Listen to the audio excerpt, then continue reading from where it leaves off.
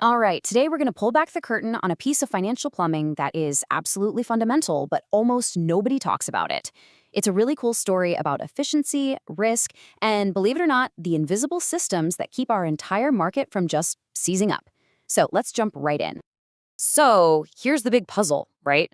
Markets are all tangled up together. You've got a trader buying options over here, and at the same time, they're selling futures over there. Now, those two positions might be related, but the systems that manage them, a lot of the time, they don't talk to each other at all. So, how in the world do you see the real risk, the big picture, when everyone's just staring at their own tiny piece of the puzzle?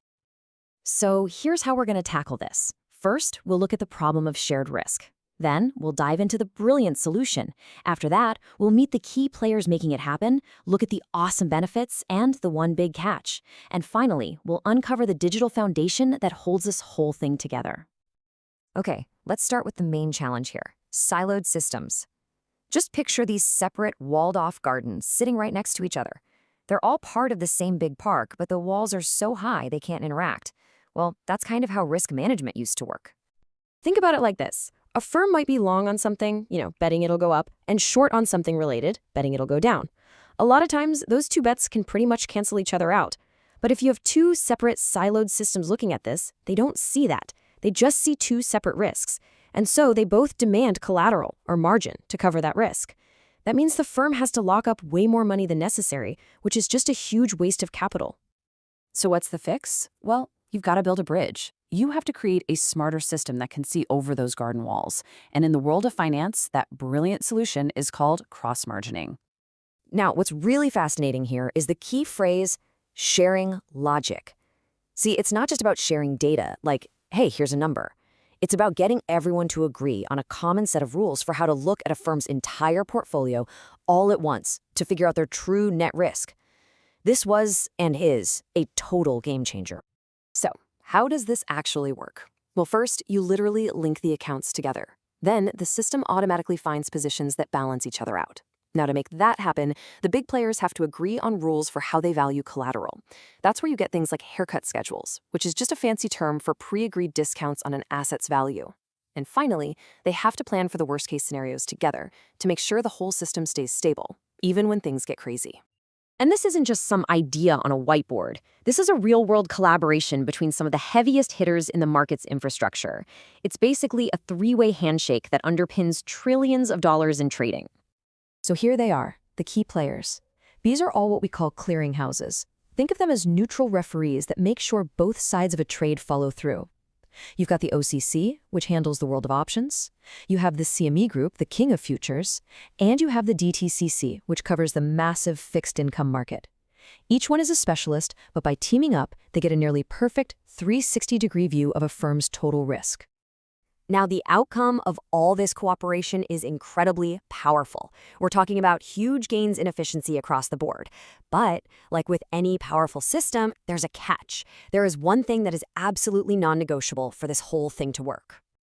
Right off the bat, the biggest win is that firms don't have to post double the collateral for positions that cancel each other out.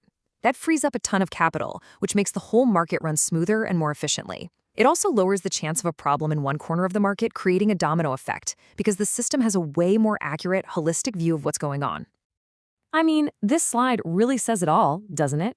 You go from a world of siloed, duplicated risk to a clear, simple view of the net risk. You go from these sky-high margin demands to much lower, smarter ones. It's a total shift from wasting capital to putting it to its best possible use. And this system didn't just pop up overnight. It's got a real history. The very first program between the OCC and CME kicked off way back in 1989. Over the decades, the DTCC joined the party, and they've been constantly tweaking it ever since, updating rules and running stress tests together, especially when the markets get choppy. It's truly a living, breathing partnership. And here it is. Here's the catch, the one prerequisite. It all boils down to one simple word: trust. Think about it. For the OCC to accept the CME's risk math, and for the CME to accept the OCC's, they have to have 100% faith in each other's models, their data, and their internal controls. If that trust isn't there, the whole beautiful system just falls apart. So that leads us to the final, and I think the most important piece of this whole story. If this entire system is built on a foundation of trust, what is that trust built on? Well, it's built on data, a shared, reliable, and unbelievably complex digital architecture. Look, the financial math is definitely complicated, no doubt about it. But the real miracle here is institutional. It's about getting these huge, sometimes competing organizations to agree on a single source of truth, to sync up their systems, and to trust that the data flowing between them is rock solid and secure. And this, right here, is where a story about finance actually becomes a story about database history. And that's really the ultimate takeaway. Behind every single dollar of capital that gets freed up, behind every risk that gets properly canceled out, there's a database. It's this silent, powerful engine tracking every position, every single counterparty, and every possible what-if scenario. That database, it's the true unsung hero of market stability. It really makes you wonder, doesn't it? When you think about global shipping or air traffic control, what other massive, invisible architectures are out there quietly holding our world together with nothing more than institutional trust and a perfectly synchronized database? Something to think about. Thanks for watching.